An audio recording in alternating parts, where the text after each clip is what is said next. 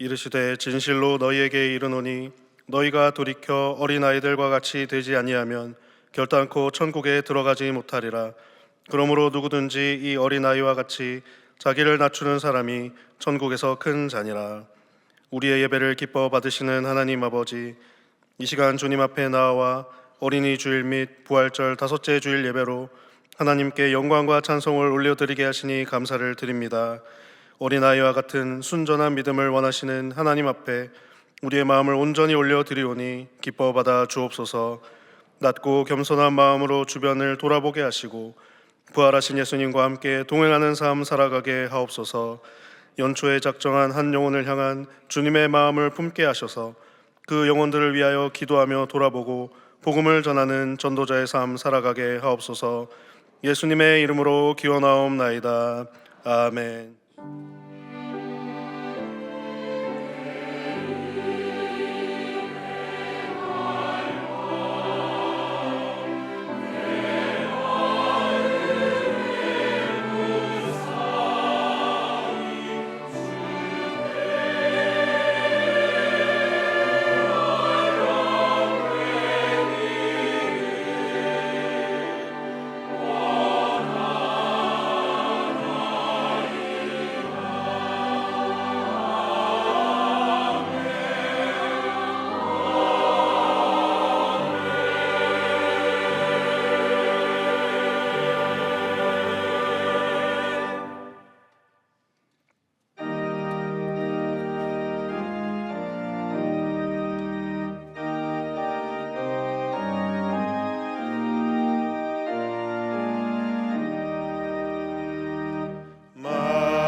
만유의 주제 존귀하신 예수 사람이 되신 하나님 나서 모하여 영원히 섬길 내 영광 되신 주로다.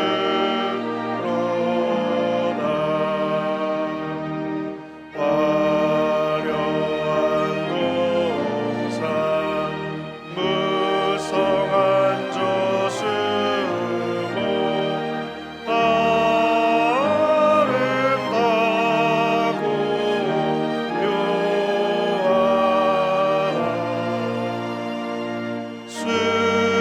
순전한 예수 더 아름다워 봄 같은 기쁨 주시네. 광명한 해와 명랑한 저 달빛 수많은 별들 빛나라. 주 예수 빛은 더 찬란하여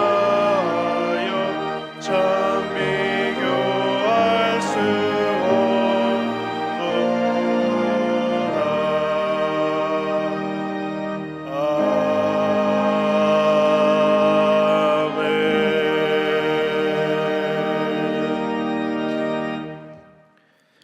지난 한 주간 우리의 삶을 돌아보며 침묵으로 참회의 기도를 드리겠습니다.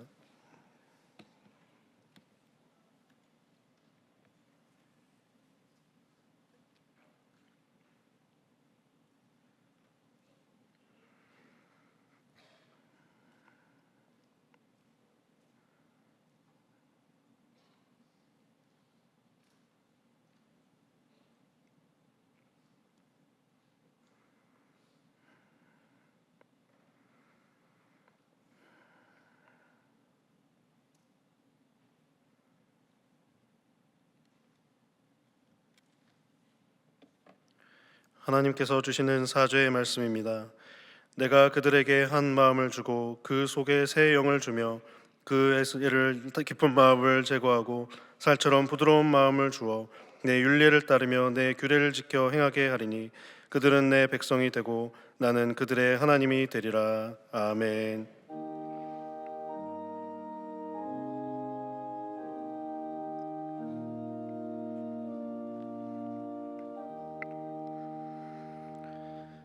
나는 전능하신 아버지 하나님 천지의 창조주를 믿습니다. 나는 그의 유일하신 아들 우리 주 예수 그리스도를 믿습니다. 그는 성령으로 잉태되어 동정녀 마리아에게서 나시고 본디오 빌라도에게 고난을 받아 십자가에 못 박혀 죽으시고 장사된 지 사흘 만에 죽은 자 가운데서 다시 살아나셨으며 하늘에 오르시어 전능하신 아버지 하나님 우편에 앉아 계시다가 거기로부터 살아있는 자와 죽은 자를 심판하러 오십니다. 나는 성령을 믿으며 거룩한 공교회와 성도의 교제와 죄를 용서받는 것과 몸의 부활과 영생을 믿습니다. 아멘.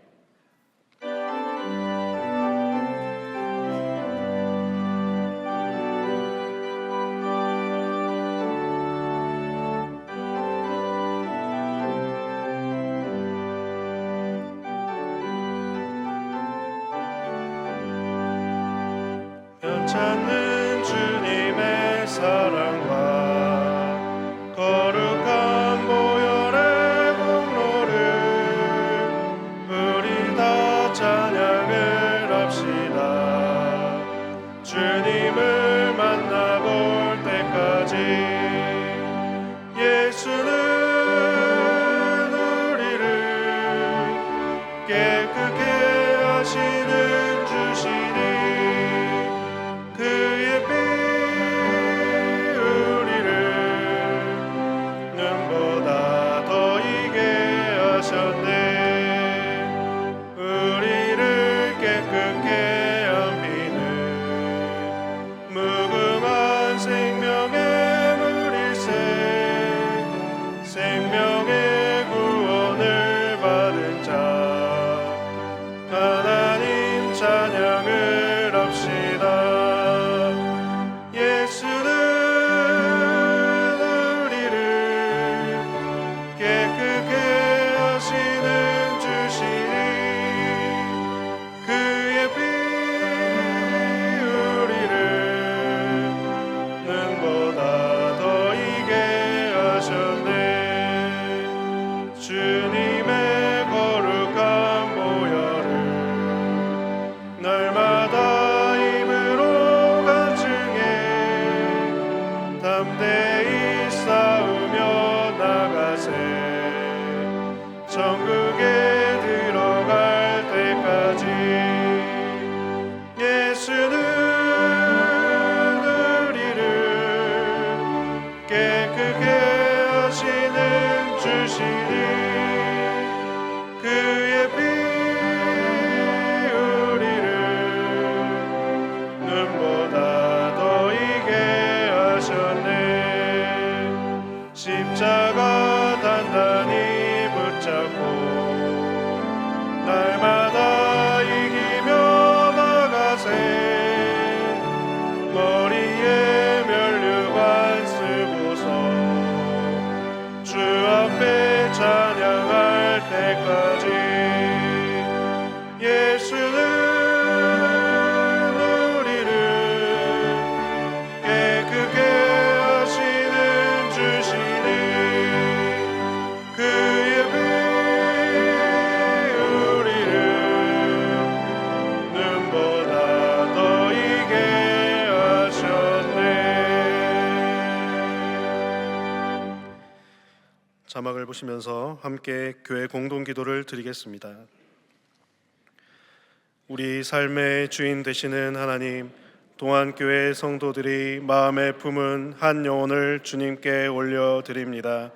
우리의 삶을 통해 복음의 선한 영향력이 나타나게 하시고 아버지께서 찾으시는 영혼들이 모두 주 앞에 나와 경배하게 하옵소서. 동인선교회, 블루오션, 발리안인교회, 동안교회가 연합하여 진행하는 인도네시아 발리 선교 위에 큰 은혜를 더하셔서 아름답고 풍성한 복음의 열매들이 그 땅 가운데 맺히게 하옵소서. 별내 동안교회, 남양주 동안교회, 원자력 동안교회와 동안교회의 연합사역을 통해 각 지역사회에 하나님의 사랑과 자비가 나타나며 하나님 나라를 이루어가게 하옵소서. 담임 목사님의 가정과 사역을 축복하옵소서. 주여 우리를 불쌍히 여기소서. 주여 우리를 불쌍히 여기소서. 주여 우리를 불쌍히 여기소서. 이제는 나라와 작정한 한 영혼을 위하여 그리고 환우들을 위하여 기도를 드리겠습니다. 사랑의 하나님 아버지, 나라를 위하여 기도합니다. 나뉘어지고 상하고 찢긴 심령들을 위로하여 주시고 복음으로 하나 되고 말씀으로 하나 되고 성령으로 하나 될 수 있도록 인도하여 주시옵소서. 하나님, 연초에 작정한 한 영혼을 위하여 품고 기도하며 마음에 품는 모든 성도들의 그 타는 마음, 구령의 열정을 기억하여 주시고 영혼권의 사명을 잘 감당할 수 있도록 역사하여 주옵소서. 동안에 속한 환우들이 치유와 회복의 온정을 경험하여 병상을 털고 일어나 예배 자리에 나와 함께 예배하며 찬양할 수 있도록 은혜 베풀어 주시옵소서. 주님 함께 하시기를 간절히 원합니다. 기뻐 받아 주옵소서.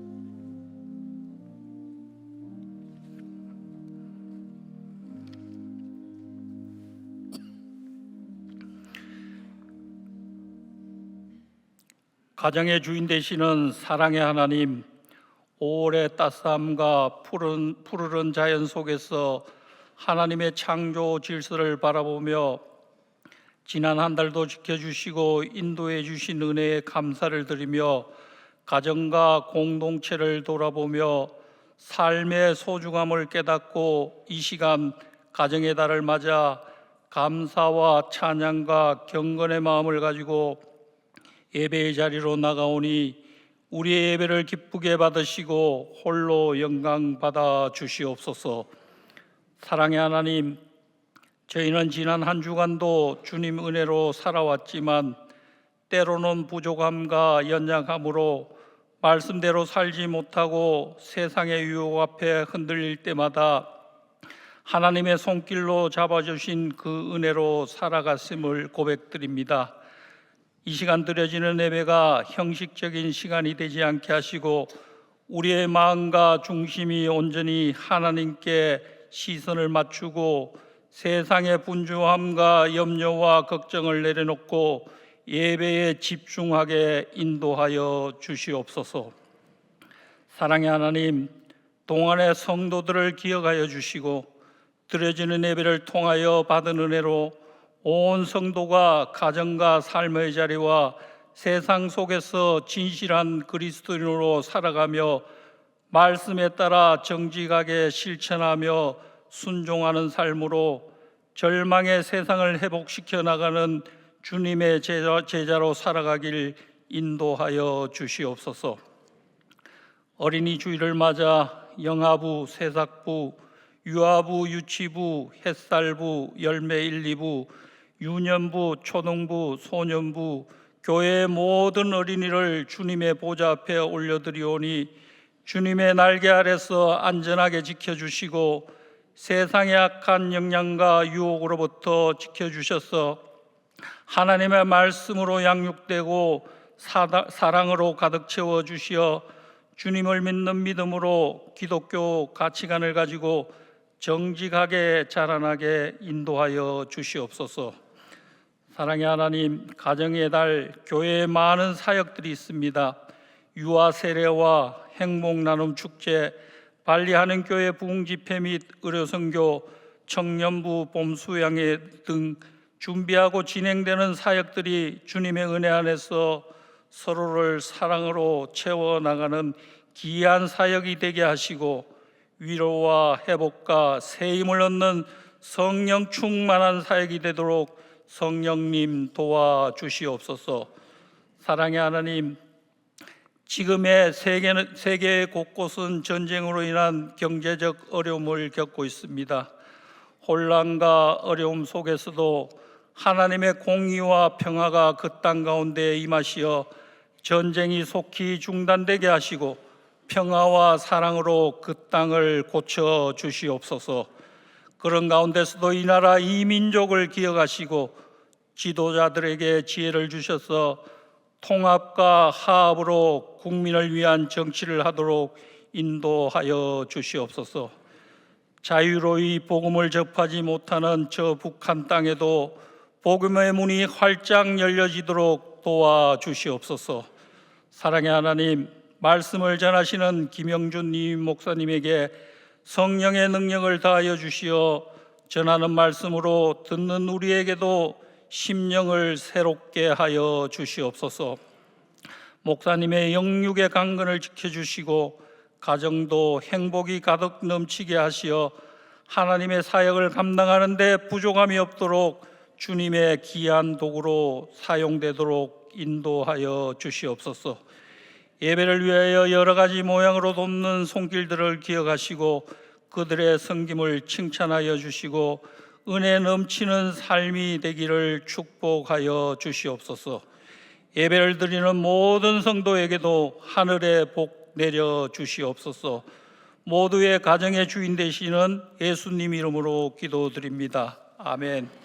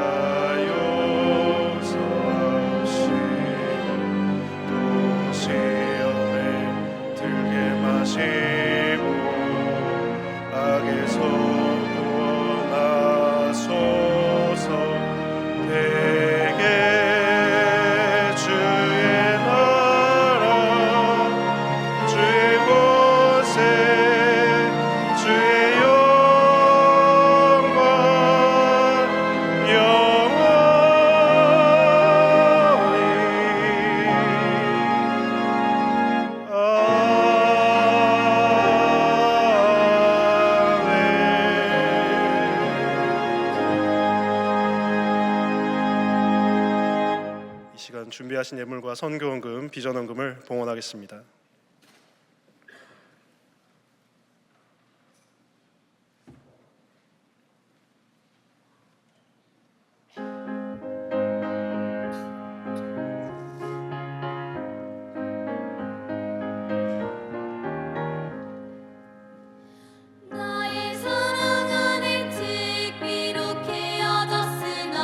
어머님의 무릎 위에 앉아서 재미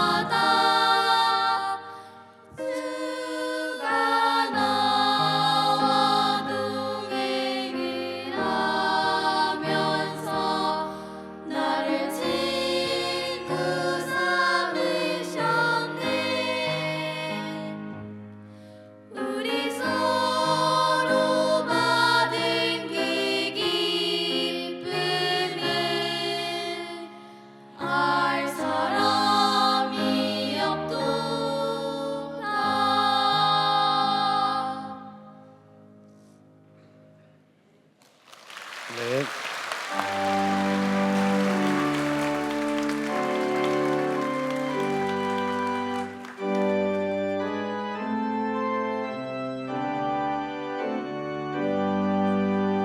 나의 보아드리니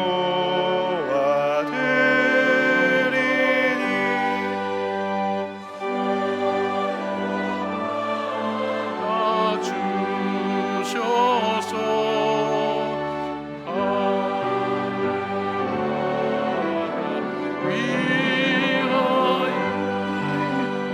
주 뜻대로 쓰소서.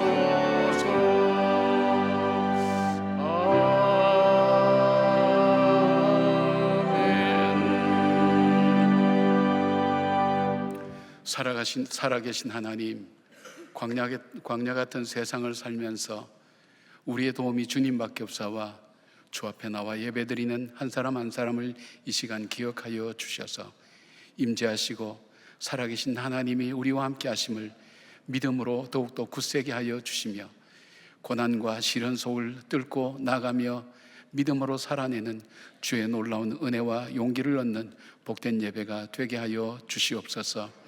오늘 우리 어린이 주일을 맞이합니다. 하나님, 우리가 부흥하고 발전했던 시절, 하나님, 우리가 책임져야 될 다음 세대를 위하여 헌신하고 본이 되지 못했던 삶의 결실이 하나님 오늘날 안타까운 현실로 나타나는 것을 기억합니다. 하나님, 지금이라도 깨어서 다음 세대를 위하여 오늘 우리의 삶을 고치게 하여 주시옵고, 성경의 귀하고 바른 가치관이 온 국민의 마음속에 자리 잡게 하여 주시어서 주님의 말씀이 기준이 되게 하시고 그 말씀 가운데 자라나는 우리 자녀들 될 수 있도록 하나님 붙들어 주시기를 원합니다. 이 나라와 이 민족이 어려움 중에 있사오니 아버지여 긍휼과 자비를 베풀어 주시고 주님의 선한 백성들에게 하나님이 이 나라를 맡겨 주셔서 그들이 속한 하나님 모든 곳에서 주의 선한 영향력을 나타낼 수 있도록 함께하여 주시옵고, 하나님께서 훈련시켜서 세우신 주의 종들이 하나님 사회 각 분야 속에서 주의 영광 드러낼 수 있는 우리나라가 될 수 있도록 도와주시오며 믿음으로 자라는 우리의 자녀들 될 수 있도록 함께하여 주시옵소서. 귀한 예물 구별하여 아버지 앞에 올려드립니다. 아버지, 주님께서 이 모든 것을 주신 것을 믿음으로 고백하고 올려드리는 예물 위에 하나님께서 축복하여 주셔서 저들이 하나님의 삶과 후손들과 그리고 하나님 생업의 현장을 축복하여 주시옵고, 하나님 드리는 손길마다 주의 평강과 은혜가 임하게 하시며 드리지 못한 주님의 자녀들의 눈물의 예물 위에도 하나님 함께하여 주셔서 하나님 드릴 수 있는 믿음과 드릴 수 있는 물질의 축복도 또한 허락하여 주시기를 간절히 원합니다. 아버지 하나님, 여러 가지 고난과 시련으로 말미암아 안타까움 속에 있는 주의 자녀들, 강한 자와 약한 자 사이에는 주밖에 도움이 없다고 하셨사오니 주님 도와주셔서 어떤 인생의 수렁 속에서도 헤쳐나올 수 있도록 힘과 용기를 허락해 주시고 말씀을 붙들고 믿음으로 일어서는 주의 백성들 되게 하여 주시옵소서. 질병으로 고통당하는 하나님 주의 자녀들이 있습니다. 오랜 하나님 질병으로 인하여 가족들이 지쳐나가고 재정이 바닥나는 하나님 어려움 속에서도 하나님 주의 도우심을 구하는 우리 지체들이 있사오니 주여 함께하여 주셔서 치료되게 하시고 회복되게 하시고 낫게 하여 주시옵소서. 주님을 통하여 새로운 삶을 받은 주의 자녀들이 드러내고 나타날 하나님 아름다운 삶들이 가득한 이 땅이 될 수 있도록 주여 회복시켜 주시옵소서.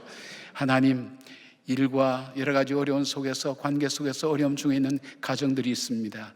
하나님 이 가정을 살펴 주셔서 형편과 사정을 주님 아시오니 때를 따라 돕는 하나님의 은혜로 주님의 자녀들의 가정을 하나님 살펴 주셔서 부부가 화목하며 부모와 자녀가 하나님 믿음 안에서 하나가 되는 복된 가정 되게 하셔서 이 건강한 가정을 통해서 이 나라가 아름답게 세워져 나갈 수 있도록 함께하여 주시옵소서. 우리 예배를 받으시는 예수님 이름으로 기도드리옵나이다. 아멘.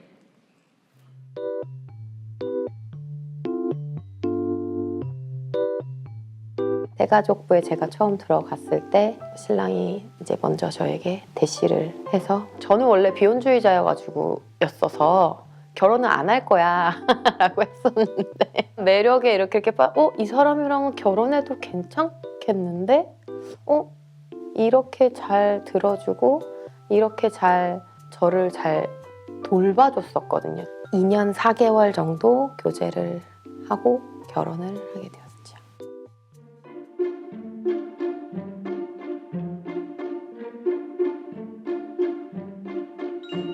지유가 첫째고요.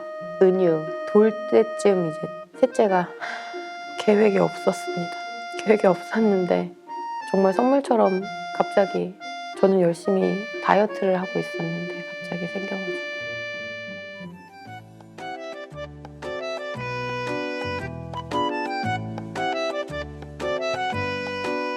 저희 첫째가 너무 뛸 듯이 좋아했어요. 동생이 한 명 더 생긴다고. 덩달아 저희 부부도 좋더라고요. 함께 기뻐했죠. 그래서 친구 만났을 때 그러더라고요. 너네 식구는 4명이지 우리는 5명이다? 그러면서 저한테 엄마 예은이는 식구가 6명이래. 그러면서 6명인 집을 얘기하길래 조용히 하라고 제가.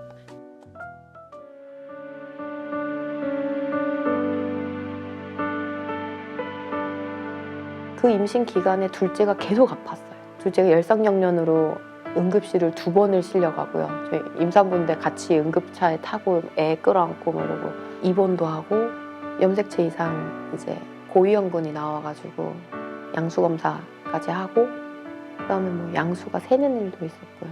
1시간 안쪽으로 순탄하게 나왔지만 황달로 입원도 또 한 3박 4일 했었고요. 그럼에도 불구하고 지금 잘 건강하게.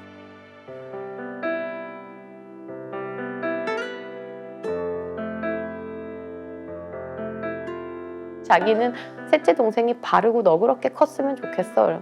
그래 우리 첫째 장녀의 뜻을 받들어. 그럼 셋째 이름 바를 이에 너그러울 유로 가자 이렇게 지었습니다. 이유는 약간 하나님의 이유가 있을 거다. 부족한 가정에 셋째를 보내주신 건 지금 우리가 깨닫지 못하는 하나님의 이유가 있을 거다라고 생각했어요. 그래서 너는 하나님의 이유다. 너는 하나님이 우리한테 뭔가를 깨닫게 해주시기 위해서 셋째까지 보내주신 거다라고 저희 부부 나름대로 해석을 해보았습니다. 말씀으로 잘 양육하는 것이 부모의 사명이지 않나. 저희 부부가 거룩한 부담감을 가지고 유아세례를 신청을 했습니다. 사랑하는 셋째 딸 이유야, 엄마 아빠에게 우리 가정에 셋째 딸로 찾아와줘서 너무너무 고맙고 감사해. 우리 가정에서 넘치는 사랑받고 행복하게 잘 성장하였으면 좋겠고 언니들이랑 엄마 아빠랑 예쁜 추억 많이 만들면서 성장하는 우리 이유가 됐으면 좋겠어. 모든 것들의 주관자이신 하나님을 바로 알고 우리 함께 믿음도 성장하는 엄마 아빠 지유, 은유, 이유가 되자. 사랑해 이유야. 오늘 유아세례 받는 가정을 위해서 축복해 볼게요.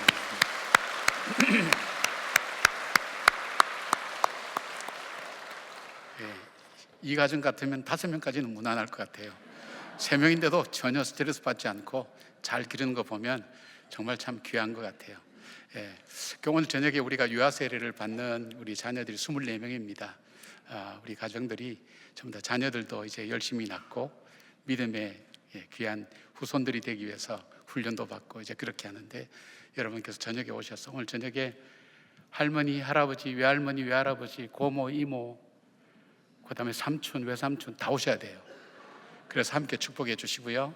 그 다음에 우리 성도님들은 우리 공동체에 주신 새 식구를 맞이하는 그 축하하는 마음으로 저녁에 오셔서 유아세례 함께 참여해 주시면 고맙겠습니다. 우리 한번 인사할까요? 좌우 있는 분들 축복하십시다. 주의 평강을 기원합니다. 주의 평강을 기원합니다. 선포하십시다. 잘 되고 있습니다. 잘 되고 있습니다. 격려하십시다. 기도하면 됩니다. 기도하면 됩니다.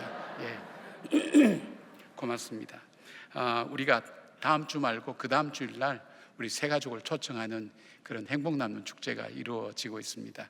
그러니까 여러분께서 미리미리 좀 준비하셔야 되겠죠. 우리가 성구 영신 예배 때 우리 앞에 있는 것처럼 한 영혼 위해서 기도한다고 여러분 기도 제목 써내시고 하셨는데 이번에 한번 초청하는 기회가 되고요. 또 멀리 계신 분, 또 작정하신 분들은 주일날 교회 나갈 수 있도록 여러분께서 계속해서 기도해 주시면 좋은데, 어떻게 좀 초청을 하는가 이렇게 생각해서 보시면, 여러분 나눠드린 이 브로셔에 어떻게 VIP를 초청하는가 하는 부분이 잘 나와 있고요. 작정서가 있습니다. 이 작정서를 내주셔야 저희들이 준비하게 됩니다. 오시는 분들을 위한 선물이 준비되어 있거든요. 이런 티켓이 들어있어요. 이 티켓은요, 무료 음료 및 쿠키, 컵배울에서 커피를 이렇게 드실 수 있는 쿠폰이에요. 그것만 있는 것이 아니라 새로운 분들이 방문 기념으로 드리는 선물도 있고요. 그리고 또 나가서 인생의 네컷 이래가지고 무료로 사진 찍어주는 그런 준비도 되어 있어요. 그러니까 여러분이 새로운 가족들 한 번만이라도 교회 나올 수 있도록 그렇게 하시고요. 또 우리 기도가 계속 꾸준하게 연결되어서 주님을 알지 못한 분들이 주님을 아는 귀한 사명을 감당할 수 있도록 여러분께서 행복 나눔 주제를 준비해 주시면 고맙겠습니다. 그리고 여름 안미 단기 선교 지금 모집 중에 있는데, 다른 곳은 다 됐는데 지금 태국이 모자라고 있어요. 태국은 우리가 많이 갔기도 했지만은 그럼에도 불구하고 또 우리가 선교해야 될 좋은 조건을 가지고 있는 나라이기 때문에 여러분께서 하나님 마음을, 또 하나님께서 다른 민족들을 사랑하는 것을 우리가 함께 체험할 수 있는 복된 기회입니다. 아직 기회가 있으니까 여러분께서 신청해 주시면 고맙겠습니다. 지금 한인교회에서는 지금 회복 부흥회 지금 하고 있습니다. 우리 교회 교인들 46명과 어려선교팀이 가서 어려선교와 또 발리 땅에, 귀신이 참 많은 곳이죠, 회복을 위해서, 복음으로 회복하기 위해서 기도하는데, 지금 예배 시간에, 발리 예배 시간에 힌두 쪽 사람들 두 가정, 한 가정과 청년 하나가 이 세례를 받는다고 그렇게 연락이 왔어요. 여러분, 타문화권, 특히 무슬림과 이게 힌두는요, 개종한다는 것은 그 공동체에서 완전히 쫓겨나는 겁니다. 힘들어요. 불가능한 일이에요. 선교사님들이 한 10년 가도 한 명 제대로 개종할까 말까 하는데, 저희들은 발리 한인교회를 통해서, 이 사역을 통해서 지금 계속 꽤 많이 됐죠. 한 7, 8명 개종을 했죠. 그리고 그들이 믿음 생활하면서 발리 땅을 바꿔나가는 일꾼으로 아름답게 세워진 것을 봅니다. 여러분, 기도하실 때에 또 선교지를 위해서 함께 기도해 주시면 고맙겠습니다. 동안 문화 콘테스트 일부 예배 마치고 시상을 했는데요, 우리 교인들 많이 참여해 주셔서 감사하고요. 우리가 한 달 동안 전시하니까 보셔서 함께 또 기쁨을 나눌 수 있었으면 좋겠습니다. 이번 주 토요일 날은요, 이음 기도회라고 다음 세대를 위해서 마음을 다해 기도하기를 원하는 이 부모님들과 우리 성도님들이 모여서 아침 7시부터 8시까지 함께 기도하는 시간 같습니다. 나오셔서 함께 여러분 기도할 수 있는 그런 시간 되었으면 좋겠습니다. 오늘 새로 나온 우리 어린이가 있거든요. 이성준 성도님과 이화영 성도님 가정 속에 우리 지안이를 선물로 보내주셨습니다. 2025년 2월 8일 생이니까 이제 한 해가 지났죠. 한 살입니다. 우리 이지안이.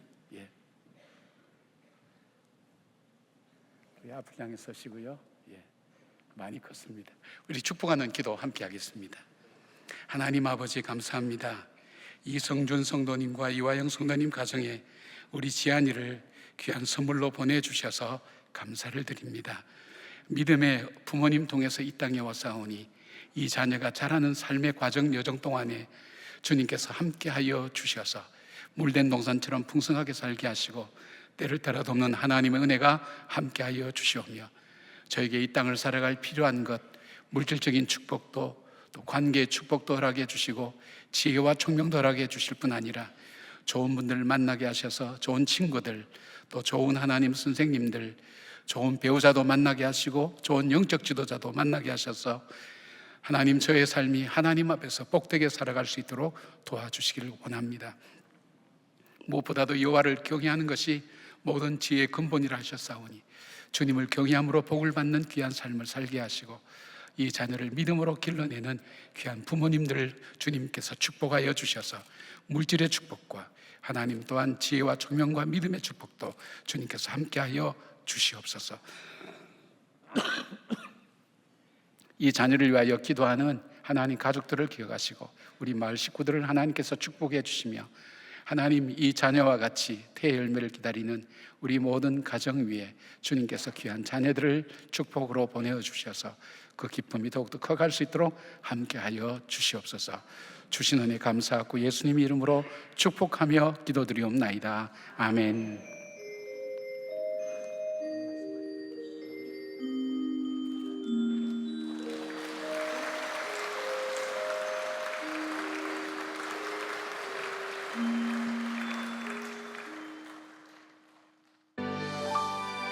세상 모든 어린이는 사랑받아야 하죠.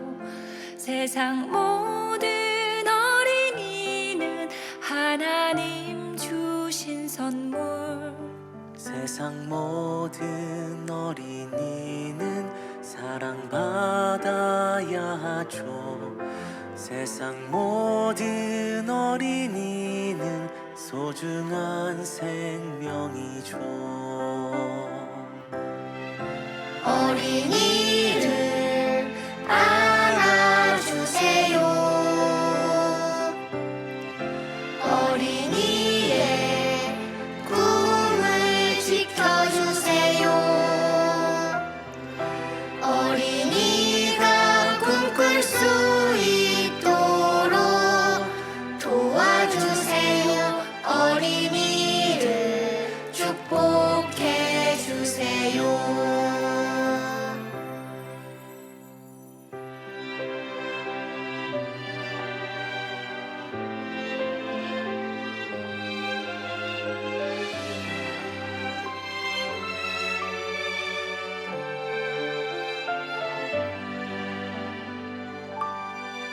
세상 모든 어린이는 사랑받아야 하죠. 세상 모든 어린이는 하나님 주신 선물. 세상 모든 어린이는 사랑받아야 하죠. 세상 모든 어린이는 소중한 생명이죠. 어린이를 안아주세요. 어린이의 꿈을 지켜주세요. 어린이가 꿈꿀 수 있도록 도와주세요. 오늘 우리에게 주시는 하나님의 말씀은 창세기 28장 10절에서 22절까지의 말씀입니다. 다 함께 일어나셔서 하나님의 말씀을 경청하겠습니다. 야곱이 브엘세바에서 떠나 하란으로 향하여 가더니 한 곳에 이르러는 해가 진지라. 거기서 유숙하려고 그곳에 한 돌을 가져다가 베개로 삼고 거기 누워 자더니 꿈에 본즉 사닥다리가 땅 위에 서 있는데 그 꼭대기가 하늘에 닿았고 또 본즉 하나님의 사자들이 그 위에서 오르락 내리락 하고 또 본즉 여호와께서 그 위에 서서 이르시되 나는 여호와니 너의 조부 아브라함의 하나님이요 이삭의 하나님이라. 내가 누워있는 땅을 내가 너와 네 자손에게 주리니 내 자손이 땅의 티끌같이 되어 내가 서쪽과 동쪽과 북쪽과 남쪽으로 퍼져나갈지며 땅의 모든 족속이 너와 네 자손으로 말미암아 복을 받으리라. 내가 너와 함께 있어 네가 어디로 가든지 너를 지키며 너를 이끌어 이 땅으로 돌아오게 할지라. 내가 내게 허락한 것을 다 이루기까지 너를 떠나지 아니하리라 하신지라. 야곱이 잠이 깨어 이르되 여호와께서 과연 여기 계시거늘 내가 알지 못하였도다. 이에 두려워하여 이르되 두렵도다. 이곳이여 이것은 다름 아닌 하나님의 집이요 이는 하늘의 문이로다 하고 야곱이 아침에 일찍이 일어나 베개로 삼았던 돌을 가져다가 기둥으로 세우고 그 귀에 기름을 붓고 그곳 이름을 베델이라 하였더라. 이 성의 옛 이름은 루스더라. 야곱이 서원하여 이르되 하나님이 나와 함께 계셔서 내가 가는 이 길에서 나를 지키시고 먹을 것과 입을 옷을 주시어 내가 평안히 아버지 집으로 돌아가게 하시오면 여호와께서 나의 하나님이 되실 것이요 내가 기둥으로 세운 이 돌이 하나님의 집이 될 것이요 하나님께서 내게 주신 모든 것에서 10분의 1을 내가 반드시 하나님께 드리겠나이다 하였더라. 이것은 하나님의 말씀입니다. 아멘.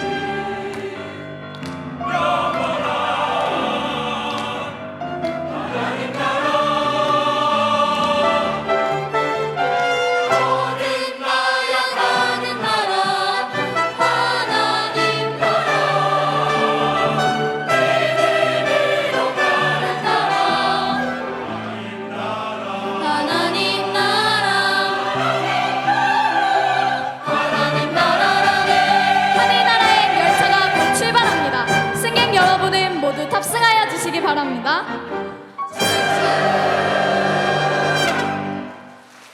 아멘.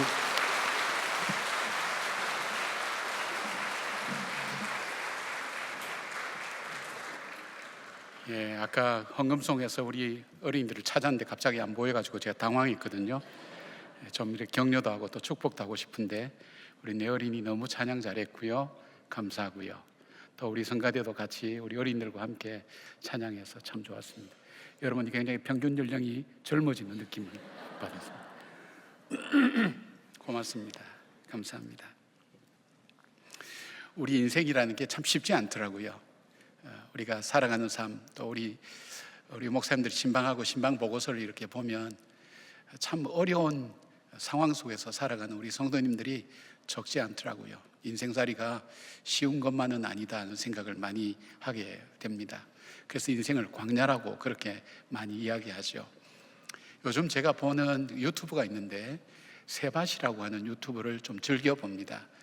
그 세밭이라는 것이 세상을 바꾸는 시간 15분이라는 그런 짧은 15분 동안에 자기가 어떻게 살아왔는지 그렇게 이야기하는 특별한 지식이 있거나 또 기술이 있거나 아니면 어려움과 고난 가운데서 어떻게 그 고난에 묻히지 않고 시련에 짓밟히지 않고 다시 일어서서 자기 나름대로의 삶을 살아가는 그 사람들의 이야기를 15분 동안 하는 이야기인데 굉장히 많은 감동이 있어요.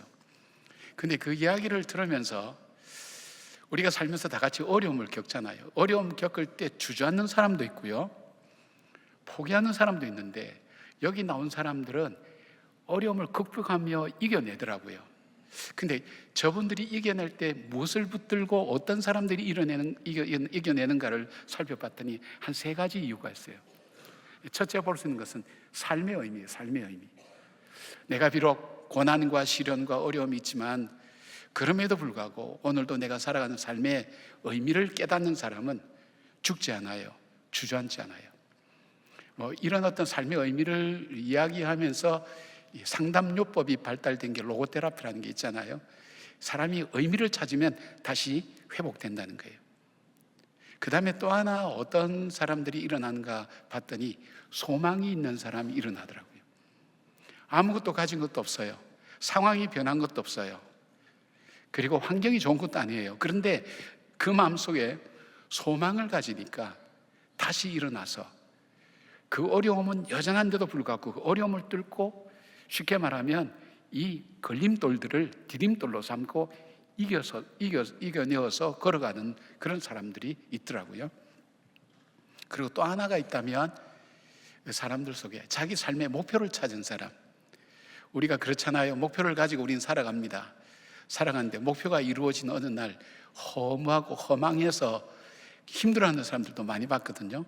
또 목표를 이루지 못한 사람들은 좌절감 속에서 지쳐가는 모습도 바라보는데 이 목표를 분명히 찾은 사람, 붙잡는 사람들은 다시 일어서서 그 길을 가는 것을 보게 됩니다. 오늘 이 힘들이 어쩌면 저와 여러분에게 필요한 힘들이 아닐까요? 오늘 우리가 사는 세상을 사람들이 흔히 잘 쓰는 표현이 요즘 영끌이라는 표현을 많이 쓰잖아요. 영혼을 끌어당겨서 다 모아서 무엇을 해야 된다고.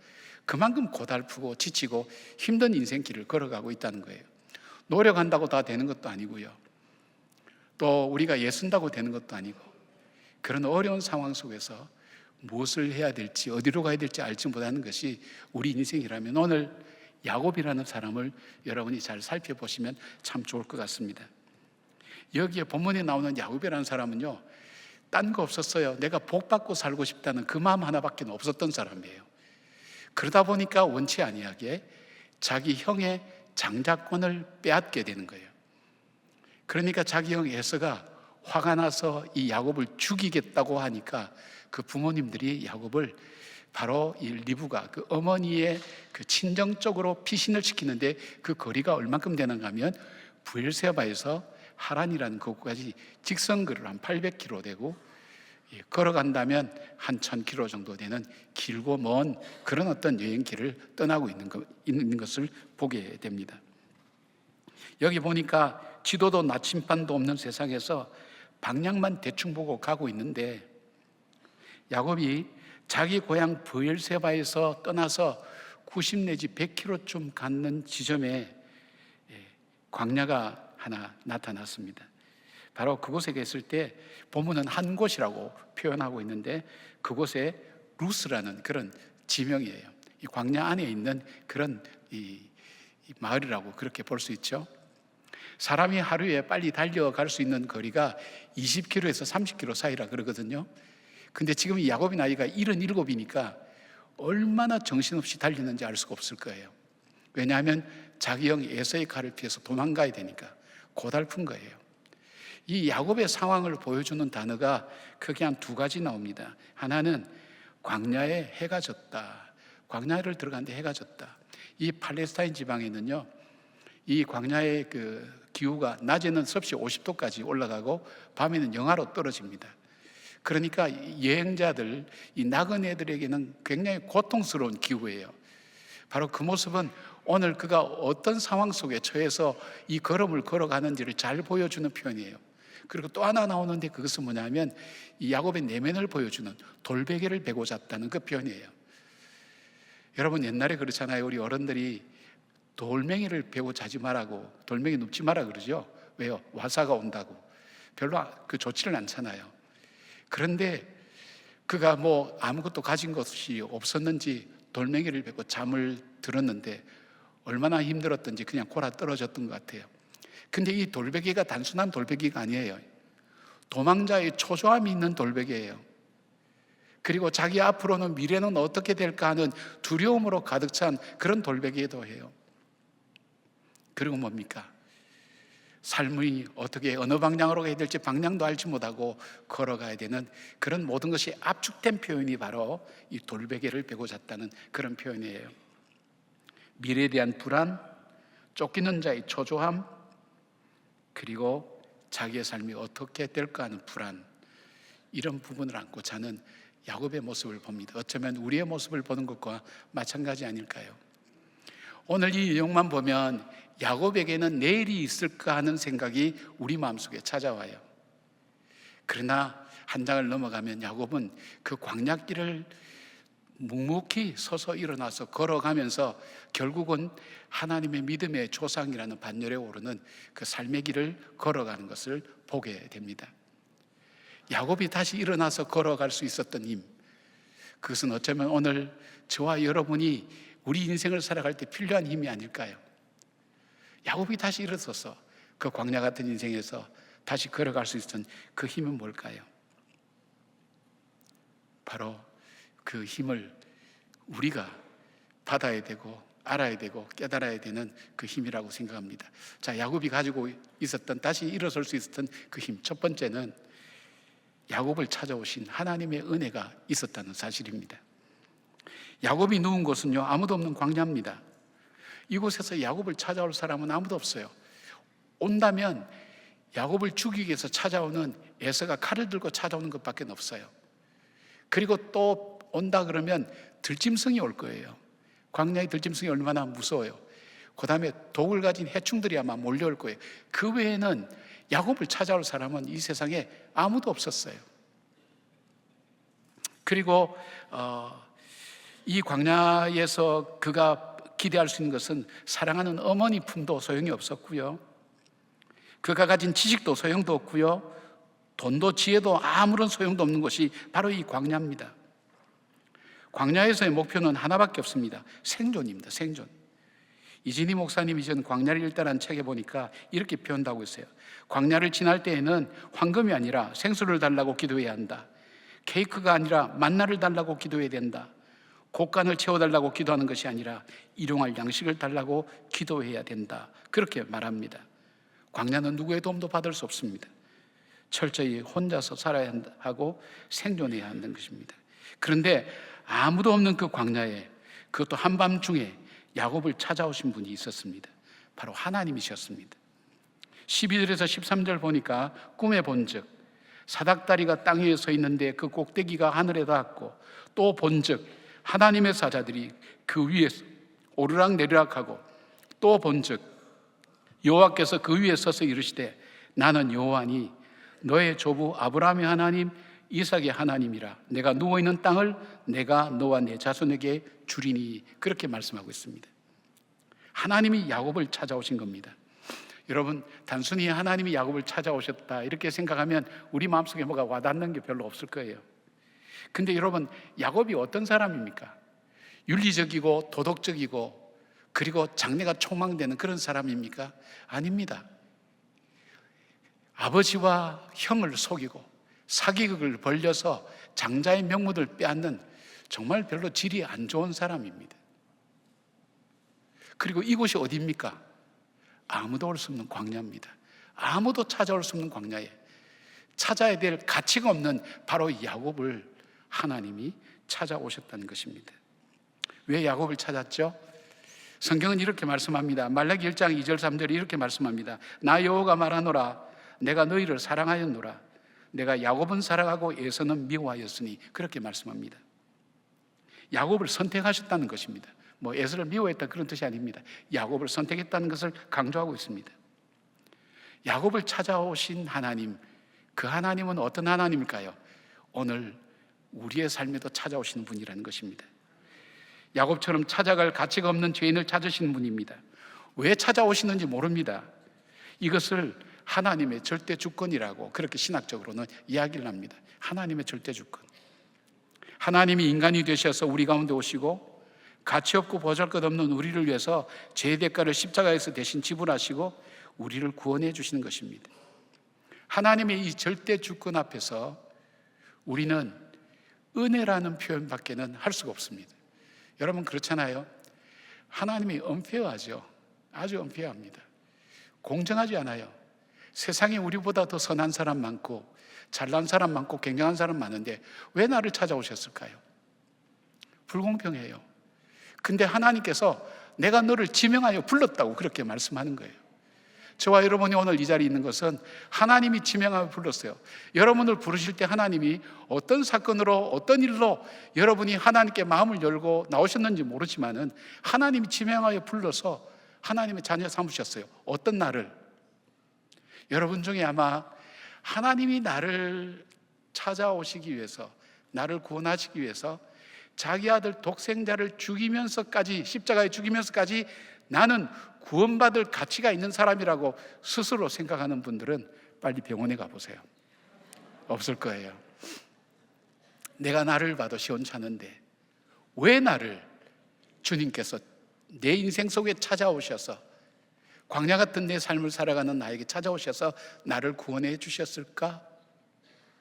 몰라요. 우리는 하나님의 절대 주권이라는 것, 하나님만이 아세요. 하나님의 절대 주권의 혜택을 우리가 받은 거예요. 그러니까 우리 속에 뭐가 있어요? 바로 은혜라는 것이 있어요. 하나님의 은혜라는 것밖에 없어요. 아무도 없는 광야에 가치 없는 인간에게 부어주시는 하나님의 은혜, 그 은혜가 바로 야곱에게 있었다는 것을 보게 됩니다. 하나님께서 우리를 찾아오고, 세상의 모든 종교는요 인간이 하나님을 찾아가요. 신을 찾아가요.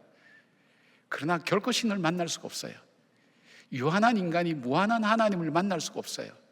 근데 기독교는 하나님이 인간을 찾아오는 거예요. 그걸 계시라 그러죠. 찾아오셨어요. 나에게 오셨어요. 어떤 모습으로 오셨는지 모르지만 저와 여러분 그 하나님을 만났어요. 하나님의 찾아오심을 잘 보여주는 것이 요한복음 21장에 부활하신 예수님께서 베드로를 찾아서, 업으로 돌아간 그 베드로를 찾아서 바닷가로 찾아가시는 모습입니다. 여러분, 우리가 예수님이, 부활하신 예수님이, 승리하신 예수님이 베드로를 찾아갔다, 우리가 그렇게 생각하시면 안 돼요. 베드로는 어떤 사람이에요? 예수님의 수석 제자예요. 이 공동체를 잘 다듬어서 아름답게 만들 뿐 아니라 하나님께서 하나님 나라의 귀한 복음을 위해서 바로 이 제자 공동체를 만들고 이 공동체가 아름답게 성장해서 하나님의 꿈이 이루도록 만들어지는 이 공동체를 누가 깨버렸어요? 베드로가 지키지 못했어요. 실패한 사람이에요. 주님이 보실 때는 실패한 인생이에요. 그리고 이 실패한 인생을 찾아가는 사람은 없죠, 세상에. 모르겠어요. 어떻게 하다 실패하셨어요? 이렇게 물어보기 위해서 가는 사람은 혹시 있을지 몰라도 실패한 사람을 사람들이 잘 찾아가긴 힘듭니다. 실패한 사람보다 더 찾아가기 힘든 사람이 어떤 사람이냐면 배신자입니다. 여러분은 배신을 당해보셨나요? 배신자는 정말 가고 싶지 않습니다. 배신자가 저기 오면 내 몸이 알고 내 삶의 방향이 이쪽으로 틀어 이 길로 가요. 그것이 배신당한 사람의 마음입니다. 예수님의 절체절명의 순간에 예수님을 3번이나 부인하고 돌아섰던 그 베드로만은 지켜야 되는데도 불구하고 예수님이 보는 앞에 눈이 마주치는데도 불구하고 예수님 부인하며 도망갔던 그 베드로의 모습, 예수님이 찾아갈 마음이 있을까요? 저도 마음속에 이렇게 참 배신 당해보고 이런 것도 있지만은 오면 반갑게 맞이하겠지만 제가 찾아가고 싶은 마음은 아직도 없어요. 그게 배신당한 마음이더라고요. 그런데 부활하신 예수님이 이 베드로를 찾아가셨어요. 여러분, 우리는 어떤 의미에서 실패자가 아닙니까? 실패 없이 인생을 사는 사람은 없어요. 여러분이 여러분 살아온 삶을 이렇게 돌아볼 때, 지금 내 모습은 내가 원했던 모습이야, 내가 원했던 삶이야, 그렇게 생각될 정도로 여러분 삶을 잘 살아오셨나요? 실패와 엎어짐의 연속 속에서 걸어오지 않았나요? 여러분은 결혼 생활에서도 성공하셨나요? 나는 참 내가 생각했던 멋진 남편이야. 어느새 보면 나는 멋진 남편이라고 생각하는데 내 자녀들과 내 아내는 나에 대해서 너무나 속상함을 많이 갖고 살아가고 있는 모습을 바라볼 때 나는 과연 남편으로 성공한 사람인가? 나는 아내로서 성공한 사람인가? 특별히 부모로서 나는 성공한 사람인가 생각해 볼 수 있나요? 품 안의 자식이란 말이 맞다고 고개를 끄덕거리면 여러분, 이미 우리는 실패한 부모로 들어가고 있는 거예요. 내가 원했던 자식의 모습은 저게 아닌데 내 자식이 어떻게 이렇게 됐을까? 사업에서도 일에서도 실패 없이 걸어온 인생이 있을까요? 우리는 어쩌면 실패자가 아닐까요? 누가 찾아오지도 않는, 아니 실패자일 뿐 아니라 우리는 어쩌면 배신자가 아닐까요? 가까운 예로 우리를 위해서 헌신하고 수고를 했던 그 부모님, 그 사랑에 대해서 우리는 배신자가 아닌가요?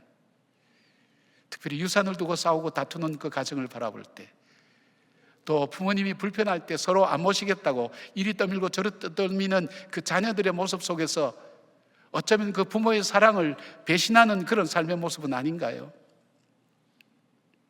무엇보다도 우리를 위해서 자기 아들을 십자가에 내어주신 그 하나님의 사랑 앞에, 가치없는 나를 구원해 주신 그 하나님 앞에, 하나님이 보시는 앞에서 내 뜻을 세우기 위해서 하나님 뜻을 짓밟고 하나님의 계획을 짓밟고 하나님과는 상관없이 내 길을 선택했던 것이 저와 여러분의 삶의 모습이 아닐까요? 그런데 그런 우리를 찾아오시는 분이 바로 주님이라는 것입니다. 바로 그 은혜라고 밖에는 볼 수 없어요. 여러분, 우리가 인생의 광야에서 넘어지고 쓰러지고 포기하고 절망할 수밖에 없는 일을 만날 수도 있어요. 그러나 그 속에 이 은혜가 있다는 것을 기억하셔야 돼요. 은혜를 찾으셔야 돼요. 여전히 나를 찾아오시고 만나주시고 포기하지 아니하시는 그 하나님이 오늘 나의 하나님이라는 그 사실들, 그것이 바로 야곱이 다시 일어설 수 있었고 걸어갈 수 있는 힘의 원동력이 된 겁니다. 그 야곱의 은혜가 오늘 저와 여러분 앞에 있다는 것을 기억하시면서 여러분 인생의 광야에서 지쳐있고 쓰러진다 할지라도 낙담하지 않고 주님의 찾아오심의 그 은혜를 다시 붙들고 믿음 안에서 우리 인생의 광야를 묵묵히 걸어가며 마침내 믿음으로 살아내는 저와 여러분의 삶이 되기를 주님의 이름으로 축복합니다. 두 번째로 야곱이 새 힘을 얻을 수 있었던 것은 하나님께서 야곱에게 주신 새로운 언약이 있었습니다. 이 약속의 소망이었습니다. 야곱은 땅에 꿈에 꿈을 꿨는데 꿈에 보니까 사닥다리가 땅에서부터 하늘로 이렇게 이어져 있는데 천사들이 오르락내리락 하고 있습니다. 다르게 해석하는 분들도 참 많지만 저는 이렇게 봤어요. 이 사다리는 야곱 자신을 얘기하지 않을까요? 한 계단 한 계단 그 끝에 닿기 위해서 오늘도 노력하고 애쓰고 하나하나 올라가는 삶, 그것이 어쩌면 저와 여러분의 삶이 아닐까요? 좀 더 여유 있게 살기 위해서, 좀 더 많이 가지기 위해서, 좀 더 많이 알기 위해서, 좀 더 자랑하고 싶어서, 좀 더 나다운 삶을 살고 싶어서 인생의 사닥다리를 오늘도 힘겹도록 거슬러 올라가며 저 복을 향해서 걸어가는 삶, 어쩌면 저와 여러분의 삶이 아닐까요? 이 야곱은 바로 그것을 보았어요. 그런데 여기 보니까 또 본 적도 있어요. 또 봤다요. 무엇을 봤어요? 그 끝에 달려있는 그 정상이라고 보는 그 끝에 누가 서 있냐면 하나님께서 앉아 계신 것도 아니고 서서 계셨어요. 야곱이 뭘 깨달았을까요? 인생이라는 것이 내 힘으로 되는 것만은 아니구나. 복의 근원이 하나님이시구나. 하나님이 주셔야 되는구나. 그렇잖아요, 여러분. 노력한다고 우리가 다 됩니까? 세상에 노력한 사람 참 많아요. 밤잠 안 자고 노력한 사람 많아요. 그러나 그 사람들이 주저앉는 사람 참 많아요. 노력한다고 다 인생이 다 행복한 건 아니에요. 다 되는 건 아니에요. 야곱이 깨달은 것이 뭐가 있냐면, 계속해서 야곱이 깨달아갑니다만은, 복이 내 노력과 내 애씀에 달리는 것이 아니라 위로부터 하나님이 주셔야 된다는 것을 그가 깨닫는 거예요. 16절에 보니까 야곱이 그래서 야곱이 잠이 깨어서 여호와께서 과연 여기 계시거늘 내가 알지 못하였다다, 이렇게 고백합니다. 이 말의 의미는 뭐냐면, 나는 나 혼자 사는 줄 알았는데, 내 노력으로 되는 줄 알았는데, 그리고 이 광야에서 외로운 것이 나였는데, 지금 내가 있는 이곳이, 이 광야가 하늘과 연결되어 있구나. 그리고 그 복은 하나님께로부터 오는 거구나. 그리고 그 하나님이 주시는 복, 그 복을 다시 그가 소망으로 받게 된 것을 보게 됩니다. 여러분, 우리가 하나님의 임재하심을 체험할 때요, 보통 여러분도 아마 살아오시면서 하나님이 살아계시는구나 하는 걸 체험하는 분들이 있을 거예요. 할 때 세 가지를 주로 깨닫습니다. 깨닫는 게 첫 번째는 뭐냐면, 내가 살아온 것이 내 힘으로 살아온 것이 아니구나. 지난날 하나님의 은혜였구나. 전 요즘요, 죄송합니다만은 저보다 형님들도 많고 누님들도 많은데 계단 올라갈 때 참 감사합니다. 하나님, 제가 이 두 다리로 계단을 한 걸음 한 걸음 올라갈 수 있어서 감사합니다. 호흡할 때도 마찬가지예요. 옛날에는 잠을 잘 때도 그냥 누우면 잔 줄 알았어요. 일어나면 스프링처럼 탁 일어나서 새벽같이 나와서 일하면 그게 다 당연한 줄 알았어요. 여러분, 요즘 아야야 소리가 저절로 나요. 옛날에 듣던 얘기가 제 입에서 나와요. 그리고 하루를 시작하기가 너무 힘들어요. 우연이 아니구나. 그리고 이제 제가 뒤에서 안내를 보면 우리 권사님들, 우리 집사님들, 연세 많으신 어른 올라오실 때 그 계단 올라오는 거 보면 박수 쳐주고 싶어요. 여러분, 세상에 우연한 건 아무것도 없어요. 저절로 된 건 없어요. 내가 살아온 게 아니고 저절로 된 게 아니라 하나님의 은혜였구나 하는 것을 고백하게 돼요. 그리고 또 하나 깨닫는 것이 있어요. 지금 내가 내 혼자 사는 것 같지만 내가 있는 이곳이 하늘과 맞닿아 있구나. 하나님께서 지금 나를 보고 계시고 나를 알고 계시고 나의 소리를 듣고 계시는구나. 그것을 깨닫게 돼요. 하나님 임재하심을 깨닫게 되는 거예요. 하나님이 지금 나와 함께 하시는구나. 그리고 또 하나 깨닫는 게 있다면, 나의 미래는 반드시 언약한 대로 이루신 그 하나님이 내 삶을 인도해 갈 것이라는 그 소망을 다시 붙들게 됩니다. 사랑하는 여러분, 하나님을 체험할 때 바로 야곱이 깨달았던 것이 바로 그겁니다. 그래서 찬송가에서 노래하는 것처럼 초막이나 궁궐이나 그 어디나 우리 주님 모신 곳이 그 어디나 하늘나라, 그 찬양이 나오게 되는 것입니다. 자, 하나님께서 어떤 복을 약속하시는가 하면 14절 보니까 이렇게 약속하셔서요, 이것이 소망이죠.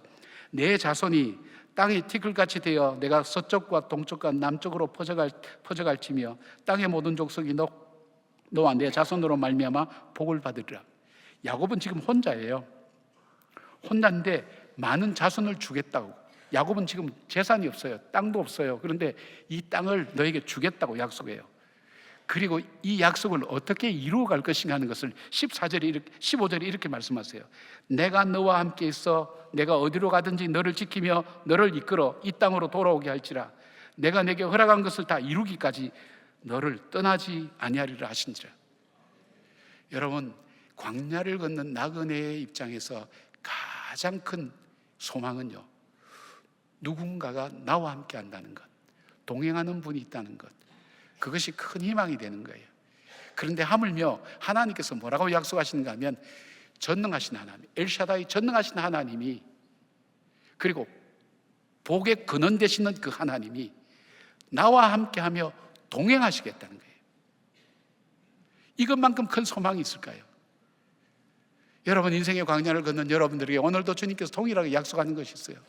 내가 너를 알고 있어. 내가 어느 상황이 있는지도 알 수 있어. 알고 있어. 어떻게 신음소리 낸지도 내가 알고 있어. 그런데 말이야, 내가 너를 지킬 거야. 내가 아브라함에게 약속한 그 약속을 지키기 위해서 내 아들까지 십자가에 못 박아 죽인 약속을 지키는 내가 세상 끝날까지 너를 과와 갑옷처럼 버려두지 않고 너와 함께 동행할 거야. 너를 지켜줄 거야. 너를 구원할 거야. 그 약속이 우리의 소망이 되는 거예요. 여러분, 세상의 소망은 썩은 소망이에요. 썩은 소망하면 좀 죄송한 표현이지만은 결국 다 없어질 소망이에요.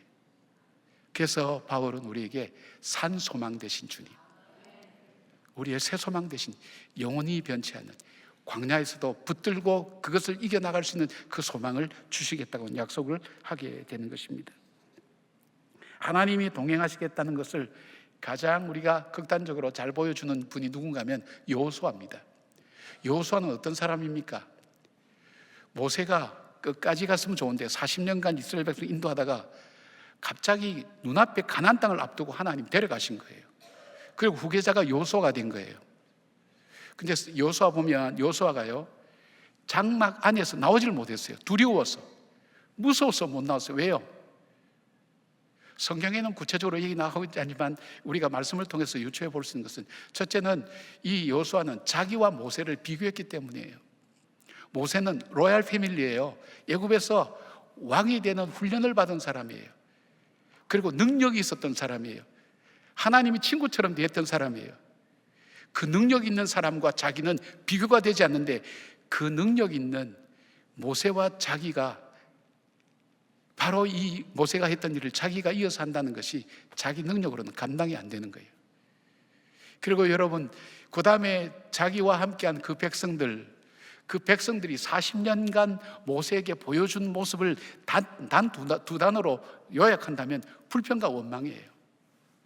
여러분 중에는 리더도 많을 거예요. 사회에서 리더도 많으신데 가장 함께하기 어려운 사람이 누군지 압니까? 불평하는 사람이에요. 함께하기 힘들어요. 공동체 엉망으로 만들어요. 여러분 가정 안에서 여러분 가장 이 아버지 전화에서 오래전에 이렇게 통계가 나왔는데, 가장 아버지로서 낙심할 때가 뭐냐면 자녀들한테 아버지가 내게 해준 게 뭐야? 그 얘기 들으면 낙심한다는 거예요. 불평을 넘어서 그다음 뭐예요? 원망. 아버지 때문에, 어머니 때문에, 누구 때문에. 원망하는 사람 들으면요, 함께 가고 싶은 마음이 없어요. 그 백성들이 그런 백성이에요. 그 백성 끌고 어디를 가겠다는 거예요? 요단강은 어떻게 건너며 저 가나안 땅에 있는 철기 문명이 있는 저들, 북쪽과 남쪽에 큰 세력들이 포진하고 있는 저들을, 이 오합지졸 같은 이들을 데리고 어떻게 나갈 것인가? 할 수가 없는 거예요. 미션 임파서블이에요. 불가능한 거예요. 그 다음에 지금까지 살아온 삶은 그냥 평지를 지나고 전쟁을 치렀다면 이제는 요단강을 건너야 되고, 가면 초롱성 같은 여리고성이 딱 버티고 있고요. 그나마 무너뜨릴 수가 없어요. 그 다음에 산지에 적들이 우글우글한데 어떻게 다 이겨낼 수가 있겠어요? 두려운 거예요. 여러분, 사람이 자신감이 꺾이면요, 기가 빠져나가요. 아무것도 할 수가 없어요. 능력도 있고 가진 것도 많은데 자신감을 잃어버리면 기가 꺾이고 기가 빠져나가요. 그래서 중꺾마 이런 얘기를 많이 쓰잖아요. 그게 뭐예요? 중요한 것은 꺾이지 않는 마음이라 그러는데 여호수아는 이미 꺾였어요. 그런데 주님이 찾아가신 거예요. 하나님이 찾아가셔서 여호수아에게 이렇게 말씀하시는 거예요. 여호수아 1장 9절 보니까 내가 내게 명령한 것이 아니냐, 강하고 담대하라, 두려워하지 말며 놀라지 말라. 내가 어디로 가든지 내 하나님 여호와가 너와 함께 하느니라 하시니라. 이 말씀을 듣고, 너와 함께 한다는 말씀, 너를 떠나지 않겠다고, 그 말씀 듣고 여호수아가 장막을 박차고 이 가나안 땅을 향해서 전진해 가게 됩니다. 하나님의 그 약속의 소망, 내가 가진 것 아무것도 없고 내가 할 수 있는 건 아무것도 없지만 하나님께서 함께 하신다는 것, 하나님께서 이루어 주신다는 것, 그 약속을 붙들고 여호수아는 다시 일어서게 되는 것입니다. 실패한 여러분, 배신한 여러분, 인생의 광야에서 주저앉은 여러분, 우리가 붙들어야 될 것이 뭘까요? 이 세상의 소망일까요? 이렇게 자본이 많다는 둥, 도와준 사람 많다는 그 소망일 거 아니에요. 전능하신 하나님, 복의 근원 되신 하나님이 나와 함께 동행해 주시겠다고. 하나님께서 여호수아에게, 여호수아야, 내가 너에게 정말 슈퍼 파워를 줄게, 놀라운 능력을 줄게, 그렇게 약속하지 않았어요. 이 백성들이 고분고분하게 네 말 잘 듣게 해줄게, 그것도 얘기하지 않았어요. 너가 가면 가나안 땅에 족속들이 다 항복하고 나오도록 그렇게 내가 만들어줄게, 그런 적 한 번도 없어요. 하나님 약속 한 가지예요. 내가 너와 함께 할게, 내가 너를 도울게, 내가 너를 떠나지 아니할게. 하나님, 이것이 산 소망입니다.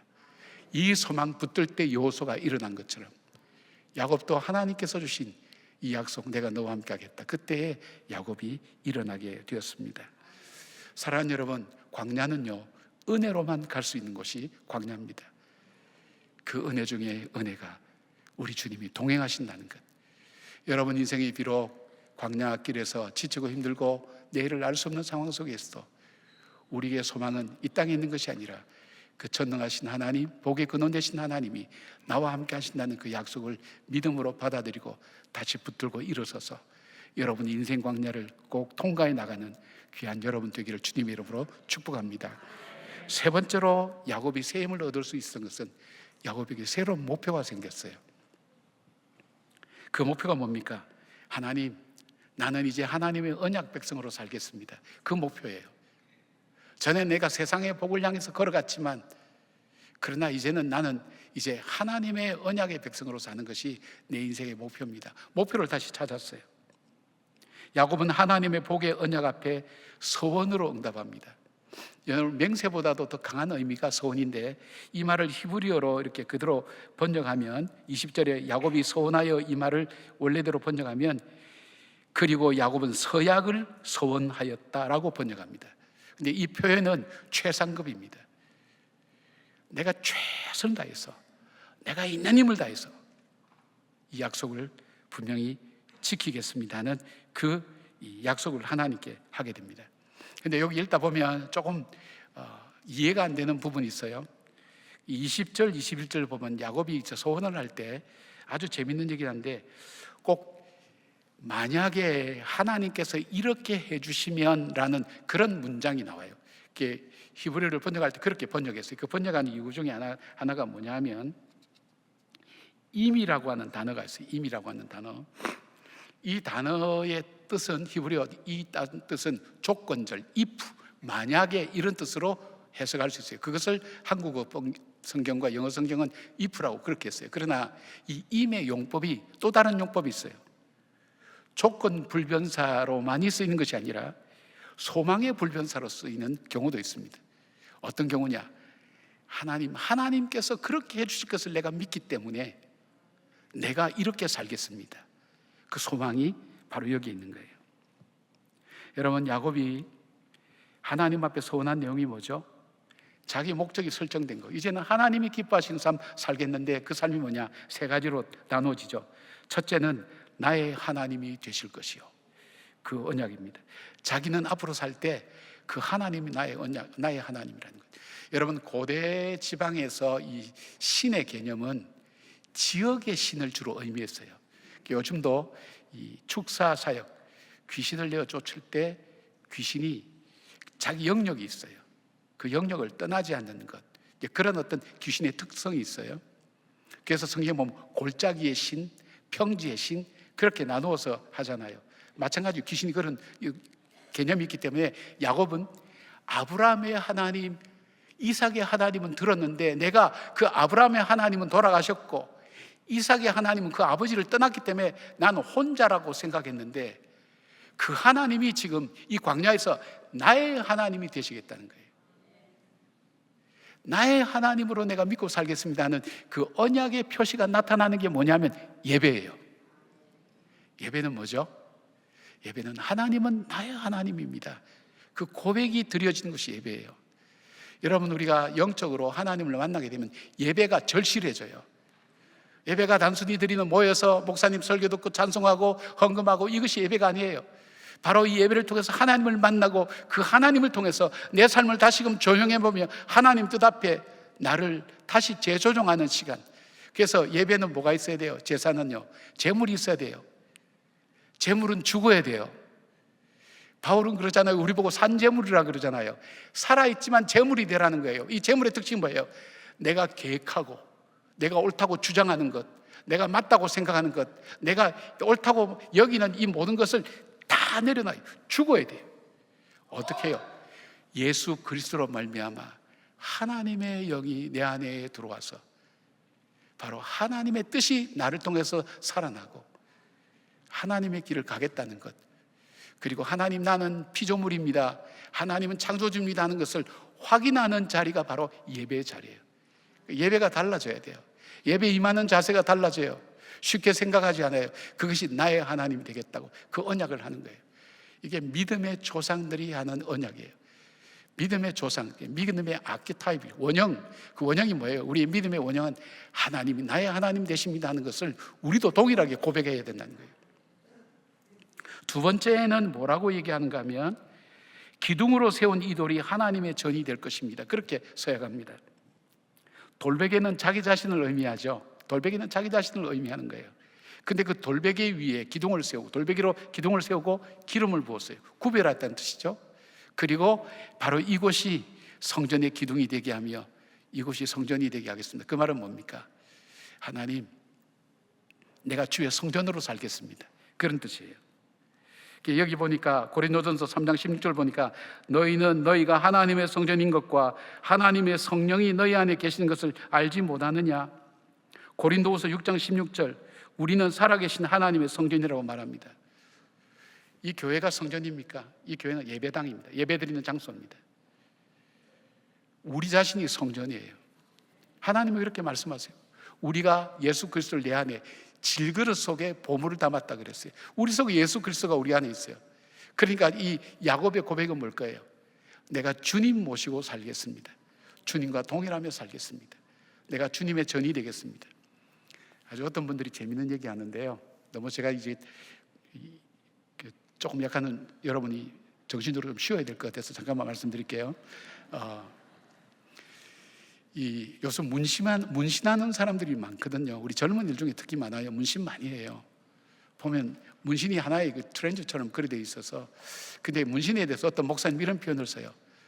우리 크리스찬들이 문신하는 것은 남의 집 벽에 낙서하는 것하고 똑같다고 얘기해요.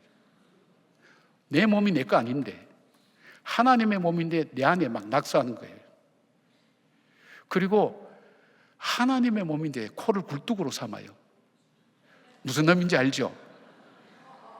예. 그 다음에 또 내 몸을요, 술 저장소로 삼아요. 알코올을 담아놓는 저장소로 생겨요. 제가 너무 근본적인 생각을 갖고 있나요? 아니에요. 예. 인정받을 때 기쁨이 참 커요. 예. 아니죠. 사랑하는 여러분, 내가 주님의 성전으로 살기 위해서는 우리의 삶이 구별돼야 돼요. 거룩해야 돼요. 세상 사람들과는 달라야 돼요. 바로 우리의 삶. 그리고 세 번째는 하나님께서 자신에게 주신 것에서 10분의 1을 반드시 바치겠다고. 이건 11조를 강조하는 그런 말씀으로 많이 인용되는데 그 뜻이 아니에요. 이건 뭐냐면 하나님, 이 사닥다리 끝에 서 계신 하나님, 복의 근원이 하나님입니다. 모든 것을 하나님이 주시는 겁니다. 제가 모든 것을 하나님 주시는 것을 내가 믿고 이 고백으로 내 삶 속에서 11조를 구별하여 아버지께 드리겠습니다. 그러니까 11조는 신앙 고백이에요. 사랑하는 여러분, 이 신앙 고백이 뭐 물질만은 아니겠죠. 우리의 시간도 그렇고 우리의 삶도 그렇고 하나님께서 내게 생명도 주시고 이 땅을 살아갈 물질도 주시고 하나님 모든 것 하나님께서 주셨습니다. 이 주셨다는 것을 어떻게 증거하고 살 거예요? 바로 이 야곱은 그것이 내 삶 속에서 11조를 드림으로 이 모든 것이 하나님께서 주신 것임을 제가 믿음으로 고백하고 드리겠습니다. 그 고백을 하는 거예요. 세 가지. 바로 믿음의 사람들이 언약을 통해서 지켜나갈 것. 사랑하는 여러분, 여러분이 이 세상에 모든 소망이 끊어졌다 할지라도, 목표가 없어졌다 할지라도 우리의 목표가 있어요. 주님 오실 때까지 우리는 하나님의 자녀답게 사는 것. 그것이 우리 목표가 되어야 되는 거예요. 이 소망 다시 붙들고 일어서야 되는 거예요.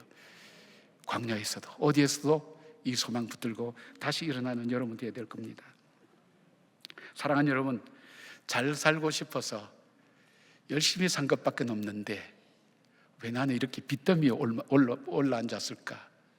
왜 나는 원치 않는 질병을 얻었을까? 그렇게 생각하는 분들이 많을 거예요. 야곱과 마찬가지죠. 그래서 인생의 광야에 들어가서 사는 분들도 적지 않을 거예요. 하나님, 나는 잘 산다고 살았는데 내 삶 속에 이렇게 고난과 시련이 많습니까? 그런데 광야에서 사명을 발견한 사람들이 참 많아요. 광야를 통해서 새로운 삶을 사는 사람들이 참 많아요. 뭐 때문에? 하나님의 은혜가 있기 때문에, 산 소망이 있기 때문에, 그리고 우리는 살아야 될 삶의 목표가 있기 때문입니다. 사랑하는 여러분, 오늘 야곱이 걸어갔던 그 광야길처럼 걷는 우리의 걸음 속에 하나님의 언약을 붙들고 그 광야를 아름답게 걸어가며 하나님께서 우리에게 주신 인생의 거침돌이라고 생각하는 그것이 결국은 우리로 하여금 인생을 딛고 일어서게 하는 디딤돌이라는 것을 기억하면서 낙담하지 않고 믿음으로 살아가는 저와 여러분 되기를 주님의 이름으로 축원합니다. 아멘. 기도하겠습니다. 아버지, 고맙습니다. 우리 인생을 다 살아보지 못했기 때문에 인생이 광야라는 것을 쉽게 생각할 때가 참 많습니다. 특별히 젊은 사람일수록 자신감에 가득 차 있지만 인생을 살아보면 그것이 아니라는 것을 알아가는, 깨어져가는 그 아픔을 겪어야 될 때도 적지 않습니다. 하나님 말씀 믿고 미리 깨닫고 인생의 광야를 대비하는 저희들 되는 지혜를 저희들에게 허락해 주실 뿐 아니라 하나님 그 광야를 걸어갈 때에 하나님을 다시 바라보며 주님의 약속을 붙들고 주님께 주신 소망 붙들고 믿음 안에서 새롭게 붙잡은 삶의 목표, 하나님의 자녀로 살아가며 아름다운 삶을 꿈꾸는 저희들 되게 하여 주시옵소서. 아버지, 그럼에도 불구하고 우리 인생의 고난은 참 견디기 어렵습니다. 주님이 이길 힘을 주시고 감당할 능력을 주시고 동행하여 주시옵소서. 예수님의 이름으로 기도드리옵나이다. 아멘.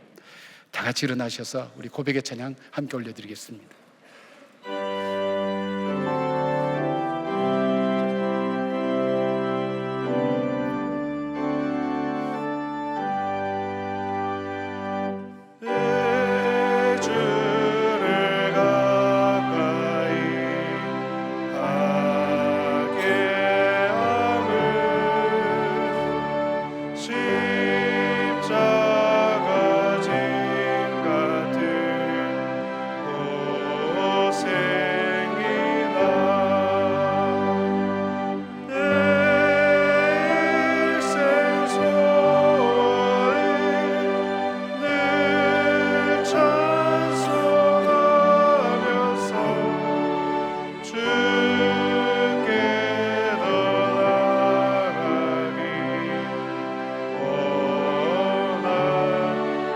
절 찬송하겠습니다.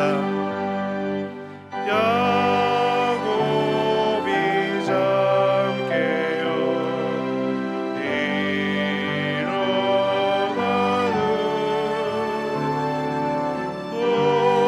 돌다들 쌓은 본받아서 숨질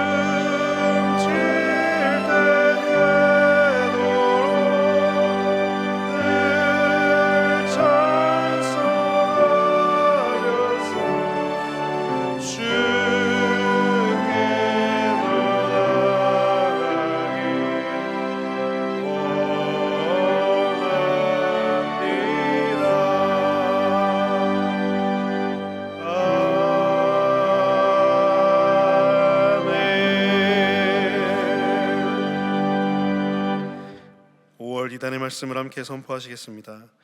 주께서 심지가 견고한 자를 평강하고 평강하도록 지키시리니 이는 그가 주를 신뢰함이니이다.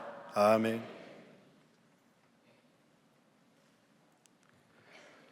이제는 우리 주 예수 그리스도의 은혜와 우리 하나님의 사랑과 성령님의 감화 감동하심이 광야 같은 인생을 살면서 그곳에 계신 하나님을 만나고 주님이 주신 소망 붙들고 믿음 안에서 걸어가기로 다짐하는 주의 백성들 한 분 한 분들 머리 위에 관계된 일들과 관계된 사람들 위에 이 나라와 이 민족 위에 지금부터 영원까지 함께 하시기를 간절히 축원하옵나이다. 아멘.